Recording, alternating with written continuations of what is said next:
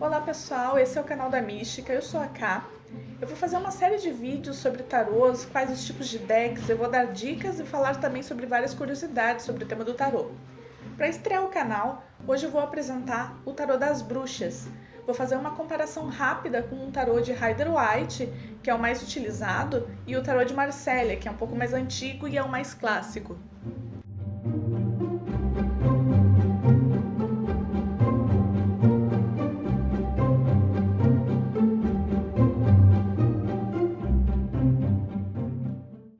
Este tarô acompanha o livro e acompanha as cartas.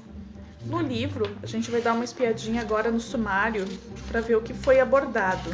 Foi falado então sobre os arcanos maiores, os menores, algumas tiradas de tarô e também tem um capítulo que fala sobre magia com baralho do tarô das bruxas.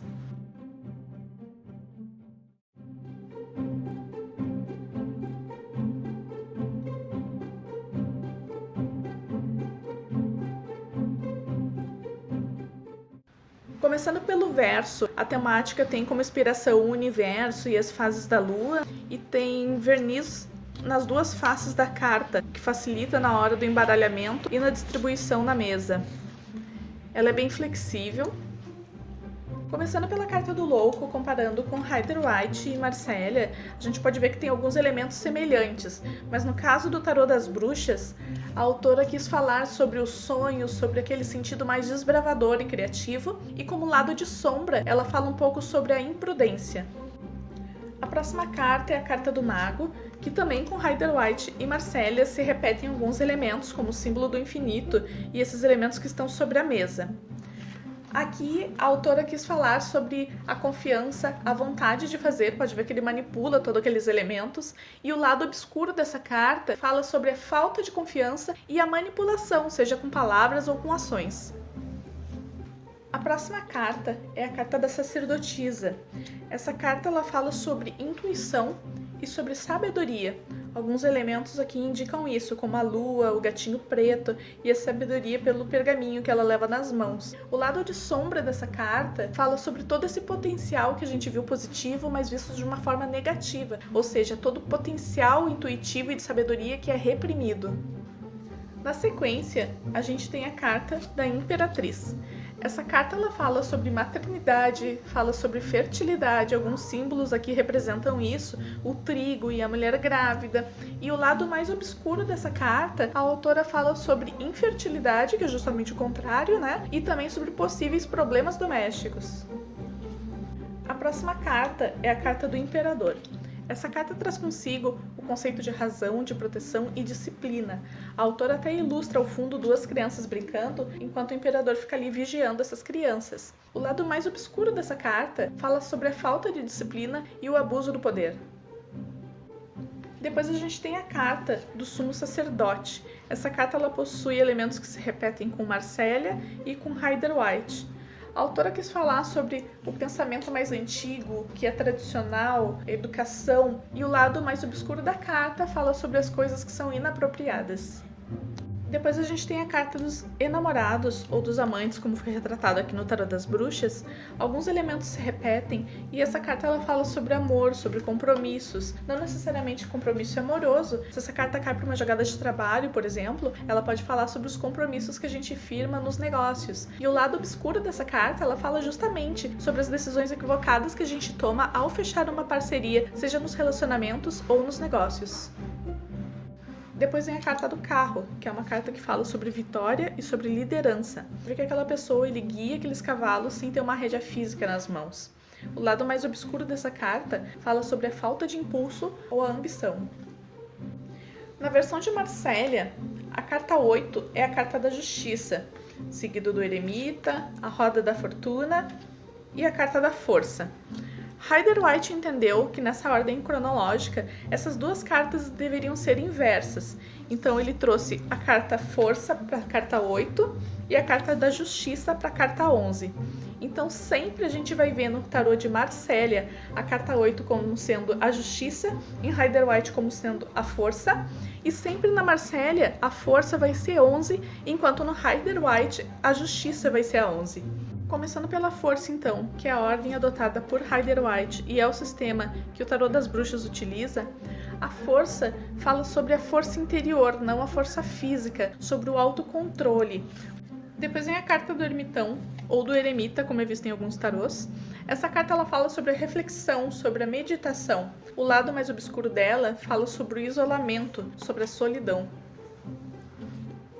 Depois vem a carta Roda da Fortuna, ou Roda do Ano, como foi chamada aqui no Tarô das Bruxas, por causa da sua temática. A Roda do Ano, ela fala sobre a sorte e a má sorte, são os dois lados positivos e negativos da carta. Depois vem a carta da Justiça, lembrando daquela inversão de numeração entre Rider-Waite e Marcélia já explicados. A carta da Justiça traz o conceito de honestidade, causa e efeito e também de assuntos legais. O lado de sombra dessa carta fala sobre prejuízo e injustiça. Depois vem a carta do enforcado.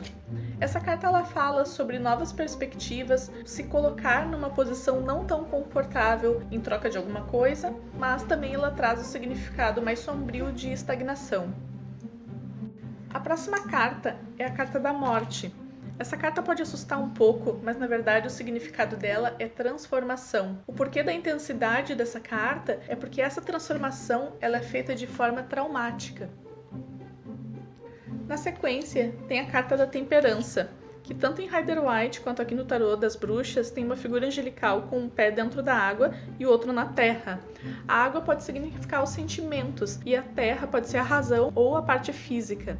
Essa carta, no contexto geral, ela significa equilíbrio e pelo lado de sombra o desequilíbrio. Depois vem a carta do diabo, que foi representada como a sombra aqui no Tarô das Bruxas. A autora entendeu como sendo o fato de deixar outra pessoa ter poder sobre as tuas emoções. Pode ver que tem algumas pessoas com medo ali, sendo oprimidas. E esse justamente é o lado de sombra dessa carta na versão da autora, a opressão e o engano. Na sequência vem a carta da torre. Essa carta, ela representa um raio que cai e destrói essa torre. Porém, essa torre ela tem uma base muito forte. Ela fala justamente sobre isso, que é algo que foge ao nosso controle, vem e destrói os nossos projetos. Só que às vezes é preciso começar do zero sim, e para isso é preciso que a gente tenha nossas bases muito fortes. Depois vem a carta da estrela, que é uma carta cheia de simbolismo, mas ela tem como significado principal a esperança, e o lado mais obscuro dela fala sobre o pessimismo. Na sequência, a Lua, que tanto em Rider-Waite quanto em Marcélia trazem simbologias que remetem à intuição, ao que está oculto. A autora fala que há mais para ver do que imaginávamos. O lado de sombra dessa carta fala sobre confusão, falsidade e medo. Na sequência, a gente tem a carta do Sol, que foi retratada nas 3 versões com crianças brincando ao ar livre e o sol bem brilhante. É uma carta que fala de sucesso, de alegria, e na versão de sombra dela, a autora fala sobre a competição de quem é o melhor. Em alguma situação, pode ser que alguém queira brilhar mais que alguém. Na sequência, tem a carta do julgamento, que foi nomeada aqui no Tarô das Bruxas como Karma. Em Rider-Waite e Marcélia apresentam um anjo tocando uma trombeta, as pessoas levantam de suas tumbas para receber o paraíso. Essa carta, na verdade, ela fala sobre renovação, de refletir sobre o passado e o presente para criar o teu futuro. E a autora fala sobre isso nessa carta, porque ela representa uma criança, uma adulta e uma idosa, as 3 fases da vida, e elas estão recebendo aquele poder do eclipse. Um lado de sombra dessa carta seria os arrependimentos do passado que vão influenciar no teu presente e no teu futuro. Para finalizar, tem a carta do mundo. Essa carta foi representada em Rider-Waite e Marcélia com uma figura central rodeada de simbolismos. Essa carta ela significa finalização, fechar um ciclo. E a autora representou aqui no Tarô das Bruxas com a figura do louco, que foi a primeira carta que a gente viu, passando por toda a jornada de todas as cartas vistas até agora. E em cada um dos pontos dos quadrantes, ela colocou uma representação de todas as lições que ele aprendeu através dessa jornada. A figura central é conhecida na bruxaria como o Homem Verde, e ele significa a magia natural, o mundo completo. Essa carta ela traz consigo a sombra a falta da finalização de um projeto. Então, se você está dentro de um projeto, você precisa finalizar esse projeto para começar outro. Agora, na sequência que a gente já finalizou os arcanos maiores, eu vou mostrar um pouquinho da ilustração de cada um dos arcanos menores. E os arcanos menores nada mais são do que as cartas numeradas de 1 a 10 de cada um dos 4 naipes, assim como as cartas de jogar poker, pife, né? Adicionadas do valete, cavaleiro, rainha e reis. Então vou começar aqui pelo naipe de copas.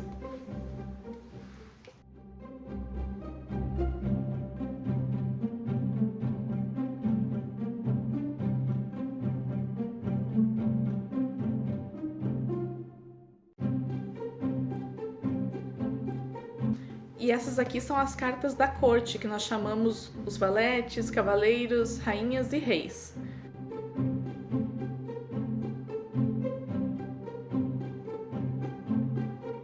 Agora a gente vai para a representação do naipe de paus.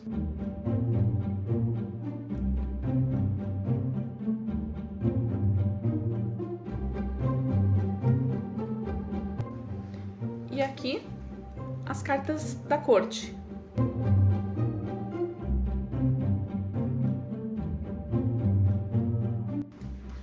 E agora, a representação gráfica do naipe de espadas.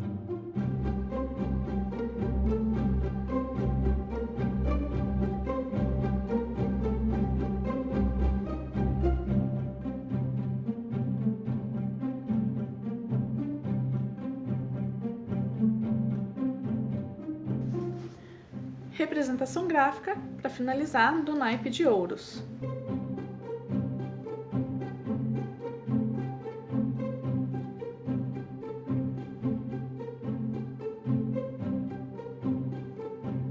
E as cartas da corte.